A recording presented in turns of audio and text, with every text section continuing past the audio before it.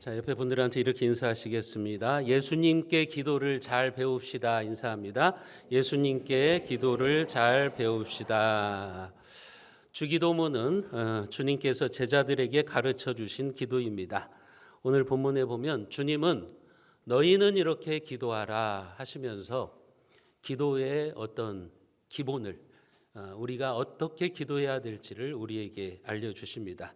주님이 너희는 이렇게 기도하라고 그랬는데 주기도문을 보면 크게 세 부분으로 나누어져 있죠. 먼저는 기도의 대상, 하늘에 계신 우리 아버지여, 기도의 대상이 나오고, 그 다음에는 우리의 간구, 청원이 나와 있어요. 청원은 6가지입니다.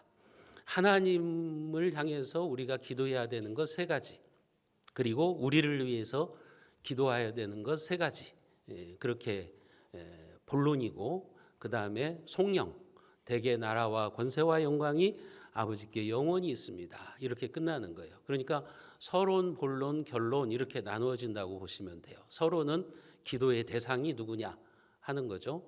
그다음에 본론, 우리가 무엇을 기도해야 되느냐 했을 때는 이제 3+3, 하나님을 위해서 3가지를 기도하는 거예요.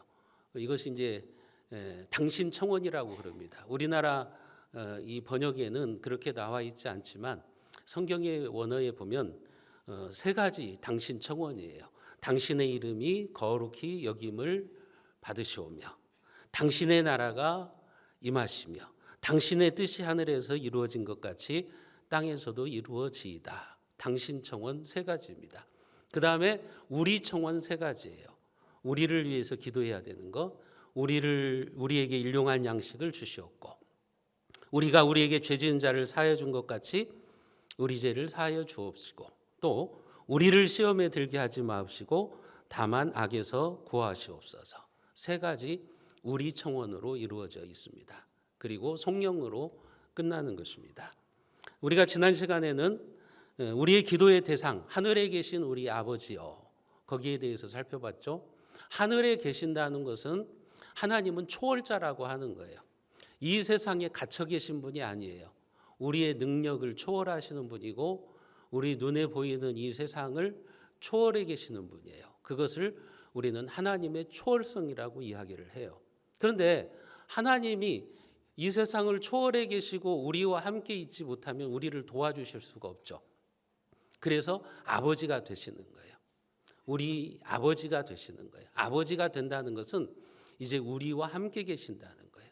그것은 하나님의 내재성을 말하는 거예요. 하나님은 이 세상을 초월해 계시면서 동시에 우리와 함께 계시는, 우리 가운데 내재하시는 분이에요. 이게 성경에서 말하는 하나님입니다. 그런데 세상의 종교들은 그렇지 않아요. 신이 이 세상을 초월해 있든지 내재해 있든지 둘 중에 하나예요. 예컨대 알라를 믿는 알라신을 믿는 사람들은 알라는 이 세상에 관여하지 않고 초월해 있다고 보는 거예요. 그러니까 자력 구원이 되는 겁니다. 신은 초월해 있기 때문에 우리가 우리의 선행과 우리의 노력으로 신을 찾아가야 돼요. 그러니까 자력 구원이에요. 인간의 힘으로 구원을 받는다는 겁니다. 반대로 힌두교나 불교 같은 종교는 신은 내재하고 있다, 이 세상에 있다, 그럼 범신론이에요. 이 세상의 모든 것이 신이라는 거죠. 이 세상에 존재하는 하나님이 창조한 모든 피조물이 신이라는 거예요. 그러니까 막 산에게 경배를 드리고 막 나무를 경배하고 그러는 거죠. 그리고 더 나아가서는 인간이 신이다, 내가 신이라는 거예요. 그게 동양의 신비주의 종교죠. 동양의 종교가 뭡니까? 명상이나 어떤 요가 같은 것을 통해서 내가 신이 된다는 겁니다. 그게 범신론이죠. 그러나 하나님은 그런 분이 아니에요. 하나님은 우리를 초월해 계시면서 또한 우리와 함께 계시는 분, 그게 아버지라고 하는 거예요. 하늘에 계신다는 것은 하나님의 초월성을 말하는 거고, 아버지라고 하는 것은 우리 곁에 우리와 함께 계시는 분이라고 하는 거예요. 그러니까 하나님은 우리와 함께 하시면서 초월해 계시는 분이기 때문에 우리의 힘으로 할 수 없는 것, 인간의 능력으로 할 수 없는 그런 것들을 하실 수 있는 분이죠. 전능하신 하나님이신 거죠. 그 하나님이 우리 하나님이라고요. 우리 하나님. 주기도문을 할 때 우리라는 단어가 10번 나옵니다. 그만큼 공동체성을 강조하고 있는 거예요. 기도는 나 혼자만 잘한다고 되는 게 아닙니다. 기도는 함께 하는 거예요. 우리로 하나님 앞에 나아가는 거예요. 여러분, 그래서 주기도문은 홀로의 영성과 더불어의 영성을 강조하는 거예요. 어떤 사람들은 그렇게 말해요. 기도는 나 혼자만 하면 되는 거지. 그 홀로 기도하는 거죠. 홀로 골방에 들어가서 기도하는 거죠. 주님은 뭐라고 말씀하셨어요? 우리가 기도할 때 골방에 들어가서 기도할 때에도 하늘에 계신 우리 아버지께 기도하는 거라고요. 그러니까 골방에서 기도한 다음에는 나와서 함께 기도하는 거예요. 우리로 기도하는 거예요. 그러니까 기도 생활을 잘하는 사람은 골방에서 홀로 기도하는 홀로의 영성을 가지고 있으면서 동시에 골방에서 나와서 성도들이 함께 모여서 기도하는, 함께 더불어서 기도하는 그 자리도 소중하게 여겨야 되는 거예요. 성도들이 함께 모여서 기도하는 합심 기도의 시간, 금요 기도의 시간, 이런 시간들도 소중하게 생각하는 거예요. 그렇지 않으면 균형 잡힌 기도 생활을 할 수가 없어요. 나는 함께는 기도 못해, 혼자만 기도하는 걸 좋아해. 그런 성도들은 50점 신앙이라고요. 온전한 기도는 뭐냐면 우리가 홀로 기도하는 그 시간도 중요하지만 함께 더불어서 기도하는 그 시간도 소중히 여기는 성도예요. 그게 그런 성도들이 참된 주기도문의 정신을 알고 있는 성도라고 하는 거죠. 오늘 우리는 첫 번째 강구, 세 개의 당신 청원이 있잖아요. 당신의 이름이 거룩히 여김을 받으시오며 당신의 나라가 오게 하시며 당신의 뜻이 하늘에서 이루어진 것 같이 땅에서도 이루어지이다. 이 세 가지 당신 청원 중에 첫 번째, 당신의 이름이 거룩히 여김을 받으시오며, 이 부분에 대해서 우리가 살펴보려고 합니다. 여러분, 우리는 주기도문에서 그렇게 고백하죠. 하나님의 이름이 거룩히 여김을 받으시기를 원합니다. 이 간구는 하나님이 덜 거룩하시기 때문에 우리가 기도를 통해서 그 거룩을 더해야 된다는 말이 아니에요. 하나님은 원래부터 거룩하신 분이에요. 그래서 우리가 보탤 것이 아무것도 없어요. 하나님은 그 자체로 거룩하신 분이에요. 여러분들이 기도를 하든지 안 하든지 하나님은 거룩하신 분이에요. 그것을 우리가 알아야 돼요. 우리가 하나님의 거룩에 더할 것이 아무것도 없어요. 하나님은 원래 거룩하신 분이고 우리가 기도를 하든 안 하든 거룩하신 분이에요. 그런데 우리는 왜 하나님의 이름이 거룩히 여김을 받으시기를 기도해야 되냐면 문제는 나이기 때문에 그래요. 내가 하나님의 거룩한 이름에 먹칠을 할 때가 많이 있죠. 나의 입에서 나오는 말과 행동으로, 행실로 하나님의 이름을 더럽히는 경우들이 많이 있기 때문에 그러지 않기를 소원하는 기도예요. 착각하지 마세요. 내가 기도하면 하나님이 좀 거룩함이 부족해가지고 거기에 거룩함을 더할 거야, 이런 착각을 하시면 안 돼요. 하나님은 거룩하신 분이고 문제는 오늘 우리라고요. 우리가 잘못된 삶을 통해서 하나님의 이름에 먹칠을 할 때가 있기 때문에 그러지 않기를 소원해야 된다는 기도를 드리는 거죠. 여러분, 우리가 그런 경우를 종종 보죠. 대통령의 자녀들이 잘못된 행동을 통해서 아버지의 이름에 먹칠을 하는 경우가 있잖아요. 요즘 전 대통령의 딸이 무리를 일으켜가지고 얼마나 언론에서 시끄럽습니까? 그 딸의 잘못된 행동 때문에 아버지의 이름에 오용이 간다고요. 그런 것처럼 우리가 하나님의 자녀인데 우리가 잘못된 말이나 행실을 하면 하나님의 이름에 먹칠을 가게 되는 거예요. 하나님의 이름을 더럽히는 거예요. 그렇기 때문에 주기도문은 하나님, 제가 하나님의 이름에 먹칠을 하지 않도록 조심하면서 살게 해주십시오. 그렇게 기도하는 거예요. 여러분, 일반적으로 이름이라고 하는 게 뭡니까? 그 사람이 누구인가를 보여주는 거잖아요. 그 사람의 전인격을 말하는 거잖아요. 그래서 내 이름이 칭찬을 받으면 우리가 으쓱해지는 것이고, 내 이름이 모욕을 받으면 우리는 불쾌해지는 거예요. 내 이름을 가지고 누군가 장난을 치거나 놀려댄다는 것은 곧 나를 모욕하는 것이라고요. 그만큼 이름이라고 하는 것이 중요한 것이에요. 하나님의 이름은 하나님 자신을 말하는 거예요. 하나님의 이름이 거룩히 여김을 받으시옵소서. 이 기도는 그래서 하나님을 그 이름에 걸맞게 대접하라는 거예요. 여러분들의 말과 행동을 통해서 하나님을 하나님으로 대접하라는 거예요. 파스칼은 그래서 이렇게 말을 했어요. 하나님의 이름을 거룩히 한다는 것은 하나님을 하나님으로 대접하는 것을 의미한다.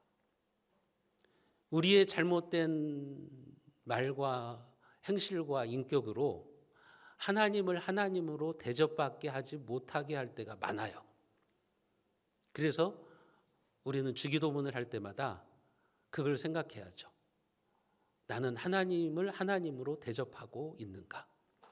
나의 삶을 통해서 하나님을 인정하고 있는가? 그것을 살펴봐야 되는 거예요. 그렇다면 하나님의 이름을 거룩하게 하는 삶은 무엇일까요? 우리가 어떻게 살아가는 것이 하나님의 이름을 거룩하게 하는 신앙생활을 하는 것일까요? 첫째는 하나님의 이름이 모독당하지 않도록 조심하셔야 돼요. 하나님은 자신의 이름이 모독당하는 것을 싫어하십니다. 여러분들이 여러분들의 이름이 조롱받는 것을 싫어하는 것처럼 하나님도 하나님의 이름이 모욕당하는 것을 무척 싫어하십니다. 레위기 24장 16절에 보면 여호와의 이름을 모독하면 그를 반드시 죽일지니 온 회중이 돌로 그를 칠 것이라. 거류면이든지 본토인이든지 여호와의 이름을 모독하면 그를 죽일지니라. 여러분, 하나님이 자신의 이름이 모욕당하는 것을 얼마나 싫어하시는지를 우리가 알 수 있는 거죠. 모독이라는 말이 무엇입니까? 모독이라는 말의 사전적인 의미는 국어사전에 보면 이렇게 나와 있어요. 말이나 행동으로 욕되게 함, 이렇게 나와 있어요. 그러니까 우리의 말이나 행동으로 하나님을 욕되게 할 수 있다고 하는 거예요. 하나님은 그것을 싫어하신다는 거죠. 그것은 하나님의 명예를 훼손하는 죄이기 때문에 그래요. 여러분, 우리나라의 형법 중에도 명예훼손죄는 이게 아주 심각한 죄입니다. 우리나라 형법 제 307조에 보면 명예훼손은 2년 이하의 징역이나 금고예요. 그리고 500만 원 이하의 벌금이에요.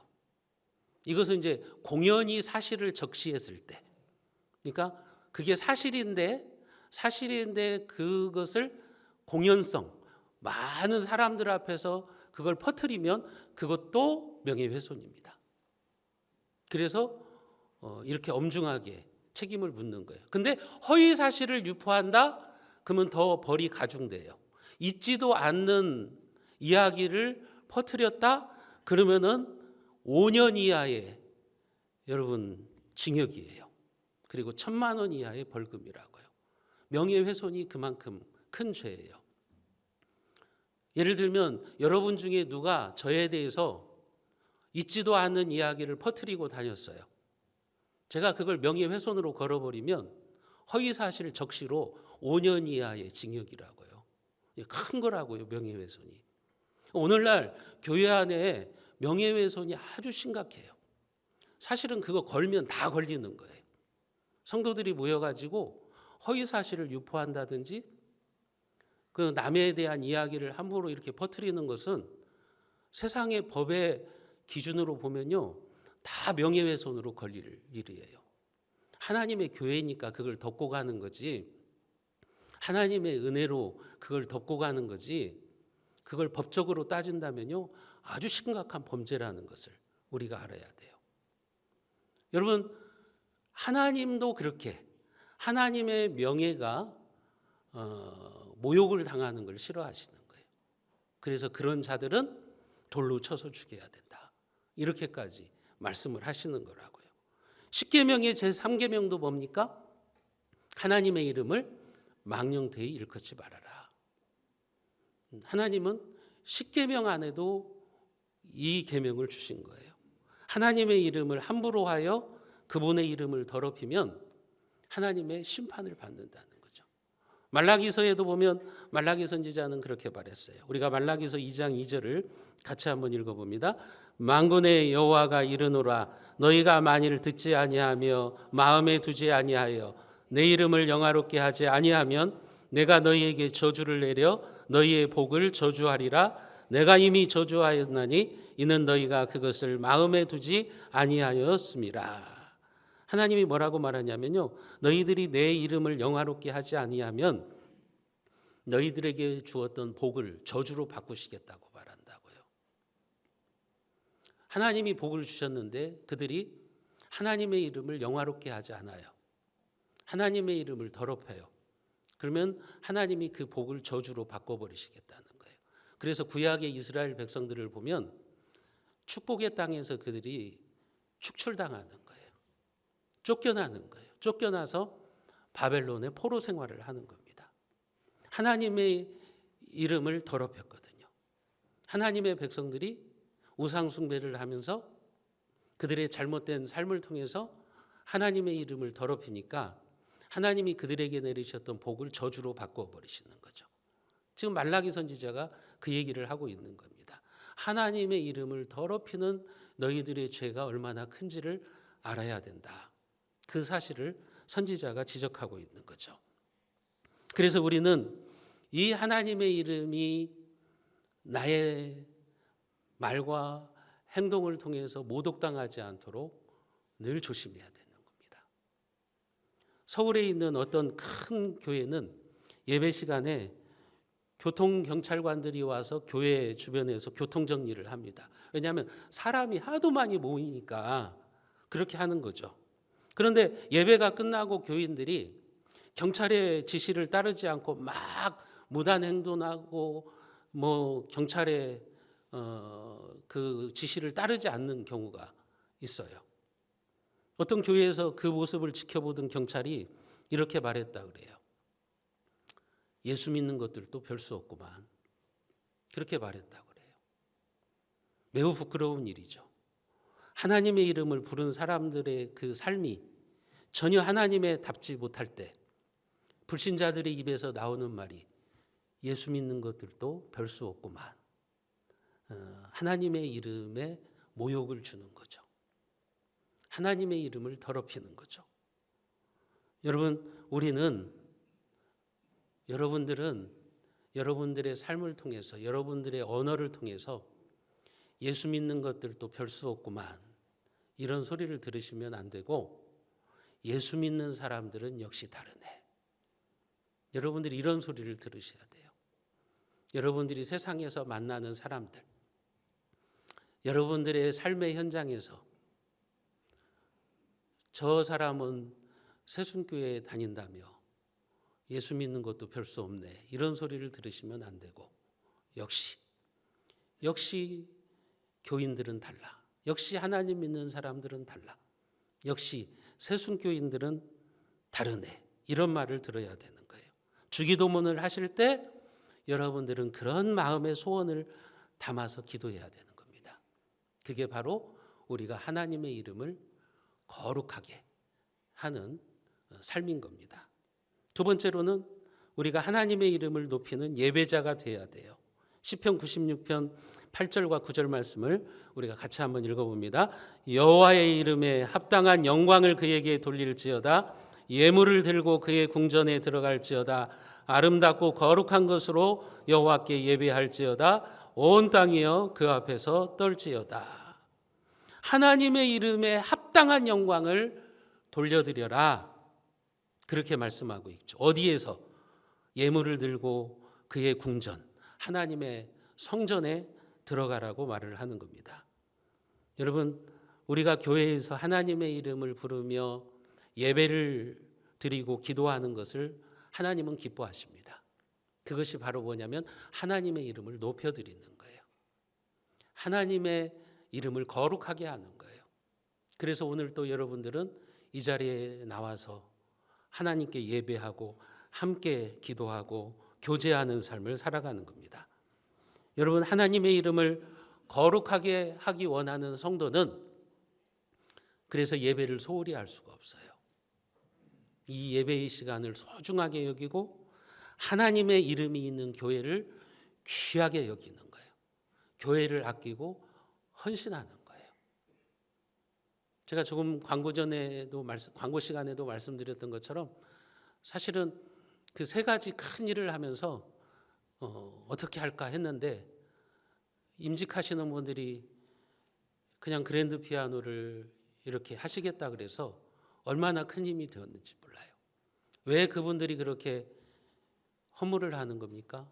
하나님이 나에게 맡겨주신 그 은혜, 직분을 맡겨주신 그 은혜에 감사해서 주님의 교회를 위해서 헌신하는 것 아닙니까? 여러분, 그것이 하나님의 이름을 높이는 거죠. 하나님의 전에서 우리가 하나님께 예배하고 헌신하고 봉사하는 삶, 그것이 하나님의 이름을 높이는 삶인 겁니다. 또한 우리는 교회에서만이 아니라 우리의 삶의 모든 곳에서 하나님의 이름이 높아지도록 해야 돼요.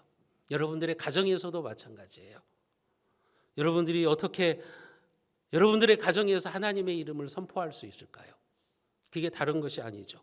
부모가 자식들 앞에서 성경 읽는 소리를 내는 것이고, 또 내 가정에서 찬양이 흘러나오고 기도 소리가 울리게 하는 것, 그것이 부모로서 여러분들이 가정에서 하나님의 이름을 거룩히 하는 겁니다.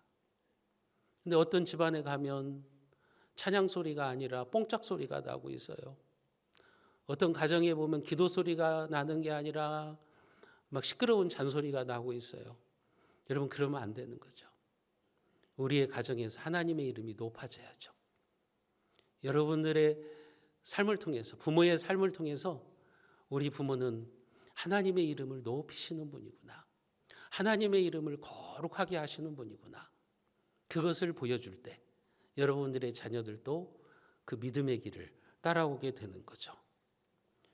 그뿐만이 아니라 세상에서 여러분들이 만나는 모든 사람들에게 하나님의 영광을 드러내는 삶을 살아가야 돼요. 우리 예수님은 마태복음 5장 16절에서 그렇게 말씀하셨어요. 이같이 너희 빛이 사람 앞에 비치게 하여 그들로 너의 착한 행실을 보고 하늘에 계신 너희 아버지께 영광을 돌리게 하라. 이 말씀에 보면 너희 착한 행실을 보고 하나님께 영광을 돌리게 하라고 그러셨어요. 이 말은 오해하지 마십시오. 우리가 착한 일을 많이 하면 거기에 하나님의 영광을 보탠다는 의미가 아니에요. 하나님은 그 자체로 영광스러운 분이시기 때문에 우리가 선한 일을 하든 우리가 죄를 짓든 악한 일을 하든 하나님의 영광은 변함이 없어요. 하나님은 본래 영광스러운 분이시기 때문에. 그렇기 때문에 이 말은 무슨 말이냐면, 우리가 하나님을 믿는 사람이라고 한다면, 하나님의 이름을 가진 사람이라고 한다면 하나님의 자녀다운 말과 행실로 그분의 이름을 높이라고 하는 거예요. 그것이 너희의 착한 행실을 보고 하늘에 계신 하나님께 영광을 돌리라고 하는 의미인 거예요. 여러분, 세상 사람들은, 교회 밖에 있는 불신자들은 여러분들이 얼마나 종교적 행위를 열심히 하느냐, 거기에 관심이 없어요. 여러분들이 오늘 주일날 와가지고 예배 드리는 거, 그거 관심 없어요. 여러분들이 새벽 예배 열심히 드리는 거, 기도 생활 열심히 하고 성경 공부 열심히 하는 거, 그건 우리한테 중요한 일이지 불신자들은 거기에 아무런 관심이 없어요. 불신자들은 무엇을 보고 하나님께 영광을 돌리느냐? 여러분들의 착한 행실이에요. 여러분들의 입에서 나오는 아름다운 말, 여러분들의 신앙 인격, 그것을 보고 세상 사람들은 하나님께 영광을 돌리는 거예요. 역시 하나님 믿는 사람들은 다르구나, 우리하고는 다르게 행동하는구나, 그러면서 하나님이 살아계신 것 같아. 저 사람들을 보니까 하나님은 존재하시는 것 같아. 이렇게 인정하는 거라고요. 여러분, 그것이 하나님의 이름을 우리가 거룩하게 하는 겁니다. 여러분들의 선한 행실을 통해서 하나님의 이름을 높여드리는 거죠. 프랑스의 황제 나폴레옹 시대 때의 이야기입니다. 한 번은 전쟁터에 나간 나폴레옹이 이제 막사에서 천막에서 야영을 하고 있는 부하들을 순시하고 있었어요. 근데 이 병사들이 있는 막사 사이를 지나가고 있는데 자기의 이름이 들려오는 거예요. 궁금한 마음에 막사 가까이 가서 이제 그들의 대화를 나폴레옹이 듣고 있는데 이렇게 말하는 거예요. 나폴레옹, 그 녀석은 정말 문제아야. 완전 사기꾼 같은 놈이야. 그러면서 막 병사들이 나폴레옹의 이름을 들먹거리는 거예요. 당연히 나폴레옹이 화가 났겠죠. 화가 나서 병사들의 막사 안으로 들어가 가지고 지금 나를 욕보인 병사들이 누구냐? 누가 내 이름을 이렇게 욕보였느냐? 하면서 나폴레옹이 따졌어요. 그러자 막사 안에 이야기를 나누던 병사들이 이렇게 말하는 겁니다. 죄송합니다만 우리는 황제를 욕보인 적이 없습니다. 우리 소대에 있는 나폴레옹이라고 하는 병사의 행실이 너무 좋지 않아서 하는 말이었습니다. 그러니까 동명이인 황제 나폴레옹이 아니라 나폴레옹이라고 하는 이름을 가지고 있는 어떤 병사, 그 병사의 말과 행동이 너무 좋지 않으니까 동료들에게 비난을 받고 있었던 거예요. 나폴레옹이 그 병사를 불러오라고 합니다. 그리고서 그에게 이렇게 말합니다.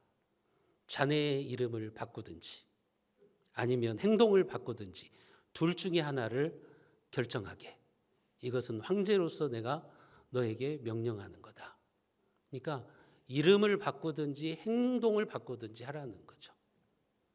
그 이름, 나폴레옹의 이름이 모욕당하지 않게 하라는 거예요. 여러분들은 하나님의 이름을 가지고 있는 사람들이죠. 하나님의 자녀. 우리는 그리스도인이라고 하는 말은 무슨 말이냐면, 크리스찬이라는 말은 무슨 말이냐면 그리스도를 닮아가는 사람이라는 말이에요. 그리스도화되는 사람들이라는 말이에요. 우리는 그런 이름을 가지고 있는 거예요. 만약에 우리가 그런 삶을 살지 못한다면 우리도 둘 중에 하나를 해야 돼요. 우리의 이름을 바꾸든지 아니면 우리의 잘못된 말과 행동을 바꾸든지 해야 되는 겁니다. 하나님이 그렇게 말씀하실 거예요. 너의 이름을 바꾸든지 행동을 바꾸든지 둘 중에 하나를 결정해라. 하나님이 그렇게 말씀하시지 않을까요?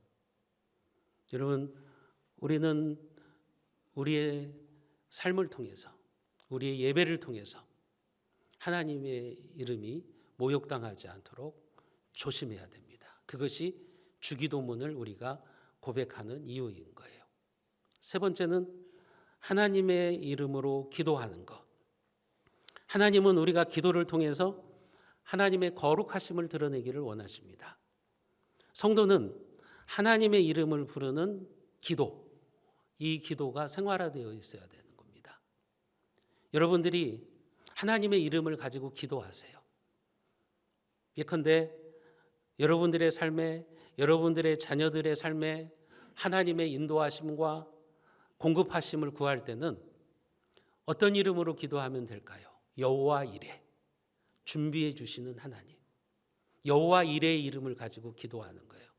여호와 이레의 하나님, 우리의 자녀가 앞길을 계획합니다. 하나님이 앞서가셔서 준비해 주시고 하나님이 앞서가셔서 인도해 주십시오. 제가 여호와 이레의 이름으로 기도합니다. 그렇게 기도하면 되는 거예요.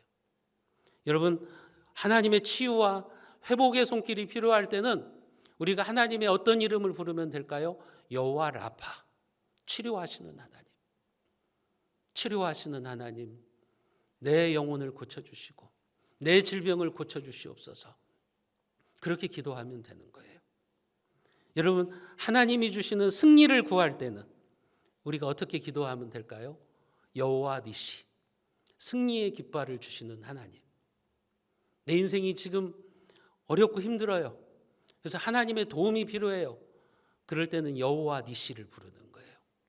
승리를 주시는 하나님, 나에게 능력을 주십시오. 나에게 힘을 주십시오. 그래서 내가 넘어지지 말고 승리하는 삶을 살아가게 하십시오. 그렇게 기도하는 거예요.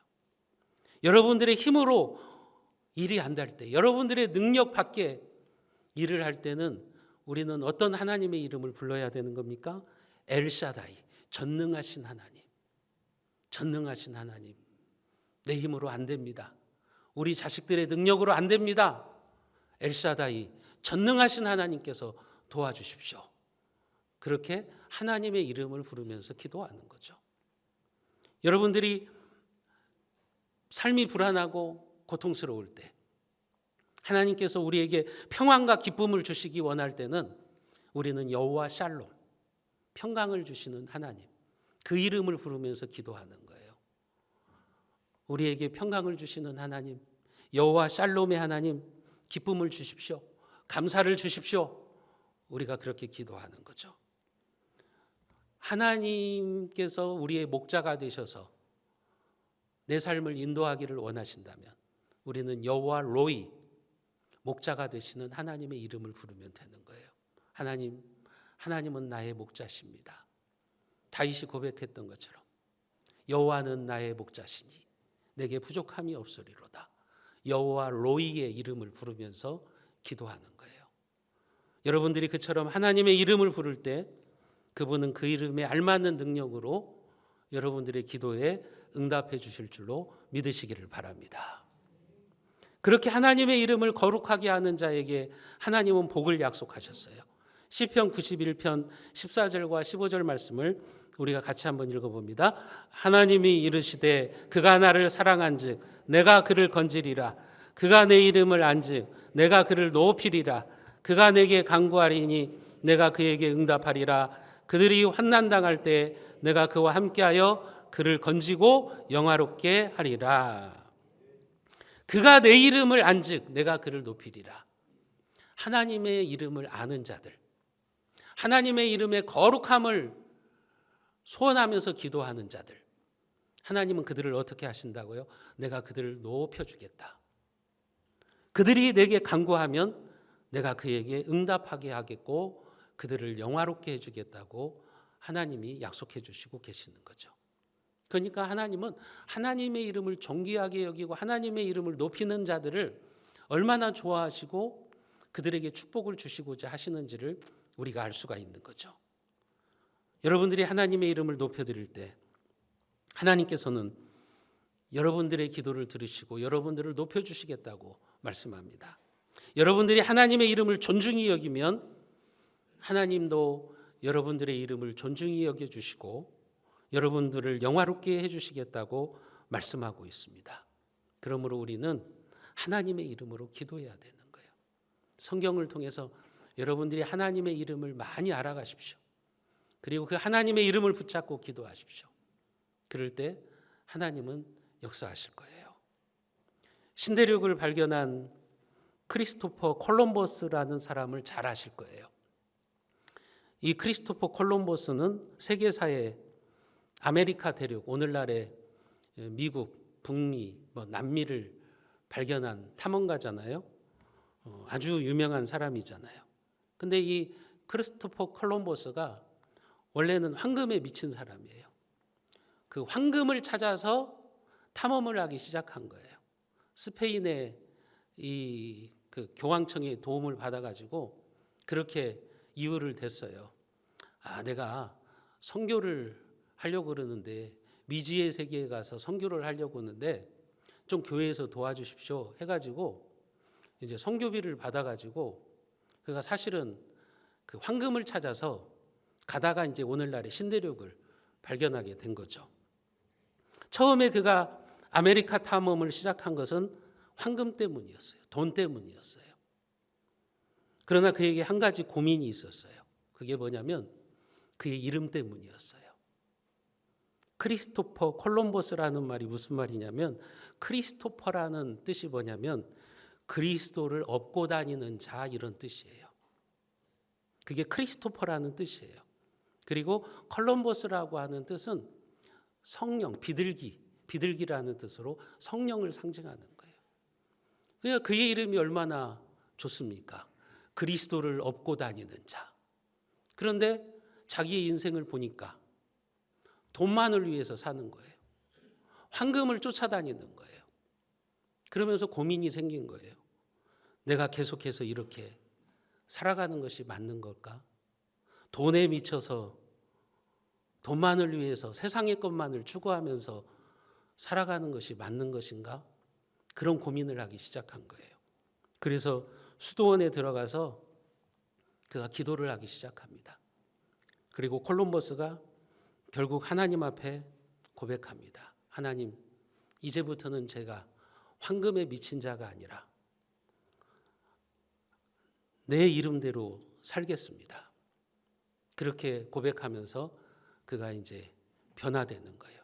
그렇게 변화되어서 인생을 잘 살고 그가 죽을 때, 임종 때에 평화로운 얼굴로 이런 말을 남기고 죽습니다. 제가 가장 행복했던 시절은 내 이름값을 제대로 했던 지난 14년이었습니다. 그렇게 고백합니다. 여러분, 성도의 행복은 하나님의 이름을 거룩하게 하면서 살아갈 때 있는 겁니다. 그리스도인이라고 하는 이름에 걸맞는 삶을 살아갈 때 우리는 행복한 겁니다. 사랑하는 성도 여러분, 저와 여러분도 하나님의 이름을 업고 살아가는 사람들이에요. 다른 사람들도 여러분들을 다 그렇게 인정하잖아요. 저 사람은 그리스도인이야. 저 사람은 하나님의 자녀야. 하나님의 이름을 업고 살아가는 사람들이 우리입니다. 여러분들은 지금 무엇을 업고 살아갑니까? 하나님의 이름입니까? 아니면 황금을 업고 살아갑니까?